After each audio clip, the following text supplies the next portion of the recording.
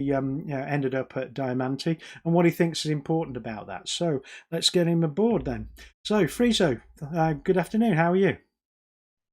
Good afternoon, Lee. I'm doing Yeah. well. Thanks for having me. So tell Yeah, us a little bit about your background. Are you originally from Amsterdam or have you ended up there?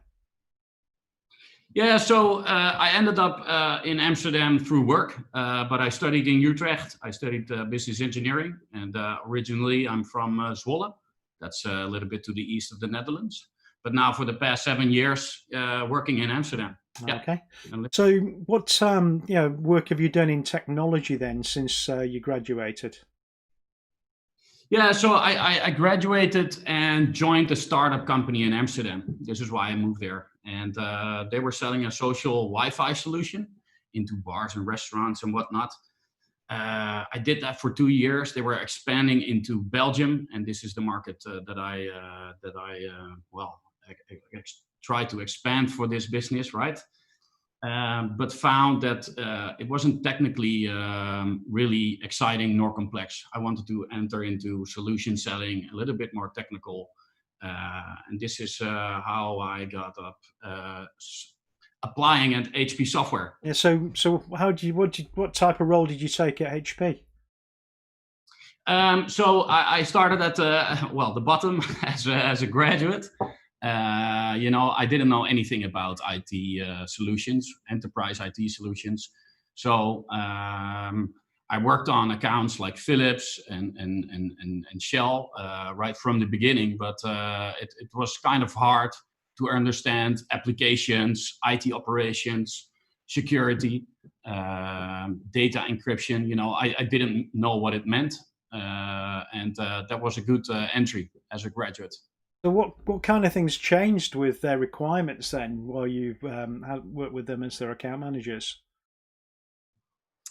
Yeah, what changed with the requirement? So I think all of these enterprises are on a long digital transformation journey, right? And the bigger the company, the harder it becomes to transform your organization and bring agility, especially if you're in the oil business like Shell, right? That's not a typical fast-moving industry, and also their IT backbone is also kind of rigid. So these guys, we're on a digital journey, transforming applications into microservices was a thing. It started to be a thing about 4 years ago. This is when they started asking me questions about containerized IT operation solutions or service management or whatnot. Can it be containerized? Do you offer solutions in that direction? Yeah, and so So I've seen a lot of organisations dabbling over the last 4 or 5 years, and it's not a new way of doing things, but I think a lot of people now are starting to really start down that route,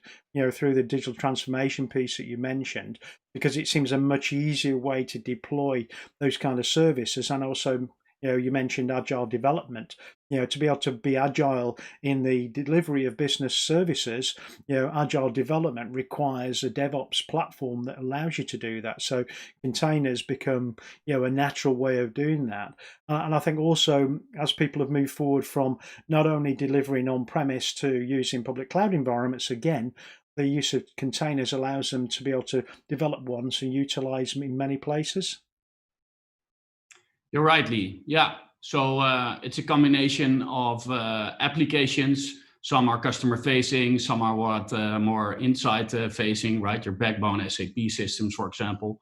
And where are you going to run those applications? It really, per application, has a different requirement in terms of performance, in terms of speed, in terms of privacy. Yeah. So you've moved to Diamanti. So how were you enticed along? What was the hooks that caught you in? Well, so I've seen the rise of Kubernetes over the past years, right? So KubeCon, all of the visitors, it's doubling each year. And it's confirming that the world is moving towards containers and Kubernetes specifically. So when Diamanti came along with a easy button for Kubernetes to deploy that in a hybrid fashion, that really triggered my interest, Lee. Yeah, yeah. Yeah, I can say, we had Eric Yan talking about Diamanti last week and some of the benefits he could see in that space. So, what about yourself? What do you think are the important things that Diamanti provide that will help an organization move forward into this new world of containerization? Yeah, so I think Kubernetes has standardized the way we deploy applications, right? So now they bring freedom to customers. You can now deploy your applications in an Amazon cloud while also being on premise and also moving it to Google. It brings that freedom, but it also brings some complexity if you have to manage it yourself. I think the big cloud providers do a good job at delivering a Kubernetes environment to deploy those applications there. Um, but if you want to leverage and say, well, we touched on that earlier, I want to deploy this application on premise because I have a specific performance requirement or a specific privacy requirement.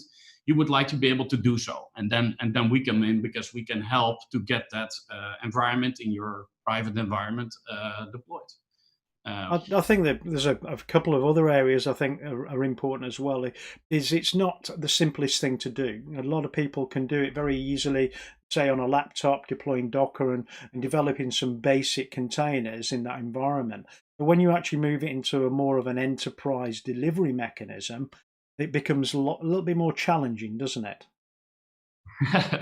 yeah, to say the least, Lee. And it's the day two experience, right? Exploring, doing some exploratory work with Kubernetes. I think the majority of developers is doing that. It's exciting, but it is these kind of applications that are in analytics. That is hard to manage that in a Kubernetes environment, and this is where we come in. Yeah. Yeah, because I think there's a variety of pieces there. One is managing the applications themselves, but also the portability and management of the data is a real challenge. And the adoption of containers made it easy to, like say, write an application, use it everywhere you want to use it, whether that's in a public cloud or an on-premise environment. But actually getting the data between them has always been a bit of a challenge. And I think Diamanti have brought that along with their effectively persistent volumes of data on clusters that then can be replicated and moved around between those environments with the latest Spectre 3 release. I think that's a real big benefit. You're right, Lee, and very well described. The complexity when cutting up applications into microservices, that's the kind of complexity that we aim to solve with our solution. Yeah, networking, storage, you're right. And what kind of conversations have you had so far with potential customers around Diamanti? What are the key things that they want to talk about and they see as their challenges and where Diamanti could help? Yeah, so let's take a particular industry, right? So managed service providers. So they're also the cloud providers, but not the Google and the Microsoft. Those are covered by other account managers. So yeah, we've got a lot of cloud providers here in Europe, and they're also struggling to deliver a reliable, performing, but also cost-effective Kubernetes experience to their customers, right? And yeah.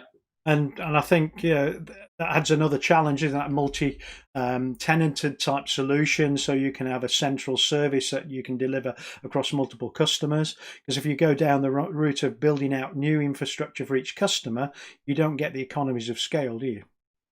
Yeah, yeah, yeah. So they have a really hard time also with their identity, right? Are they gonna be the gateway to the other cloud providers? And because it's a really transparent market, right? So if you deploy via a local managed service provider and eventually end up deploying your application in a Google Cloud, what's the added value of the local managed service provider, right? So they struggle to show where they can be of added value because also the really big cloud providers are really good at what they deliver to these small customers already. So having that ability to be more affordable and deliver that performance and be able to also support the highly analytical kind of applications like Kafka and Elasticsearch.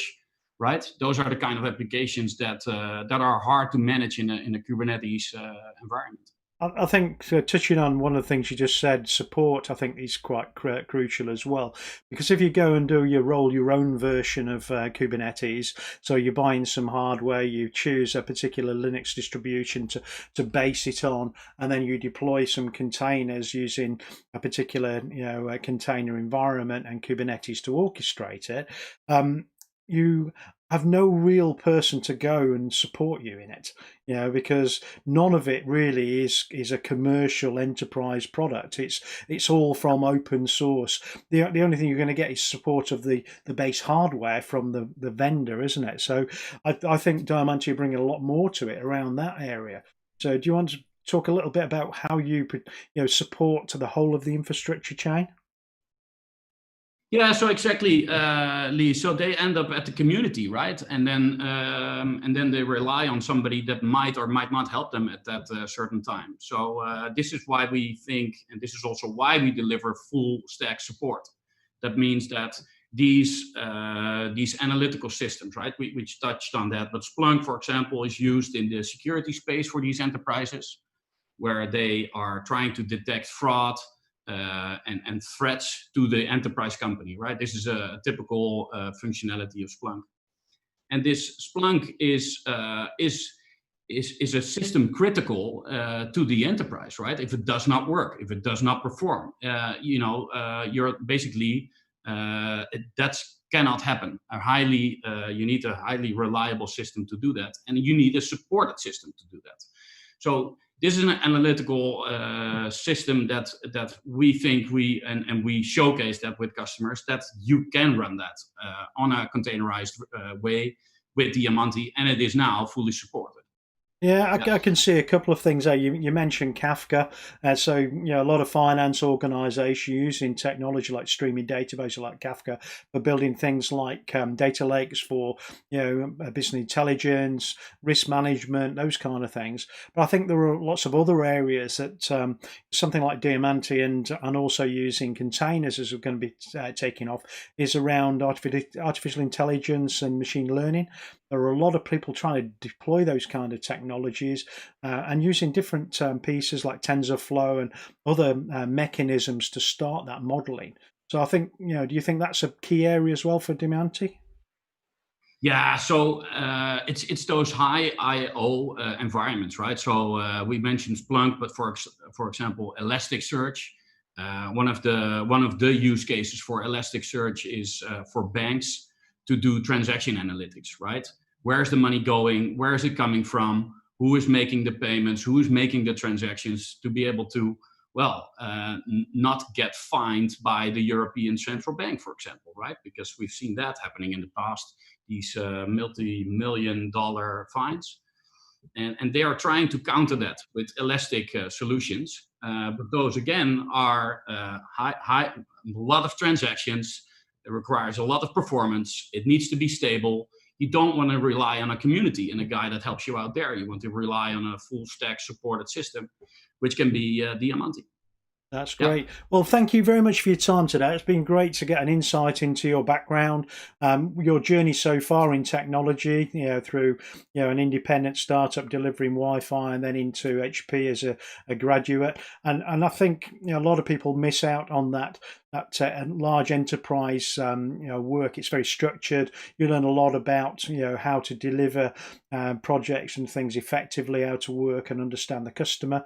It's a great grounding for these kind of things. But Diamanti, I think with a technology that's so leading edge, from containers are where people want to be, and it is a challenge for them, but making it easy to be able to deploy a cluster in 15 minutes but also deliver that level of performance, I think is a great thing. So thank you very much for your time, and hopefully get to speak to you again. Yeah, thank you. Thank you very much.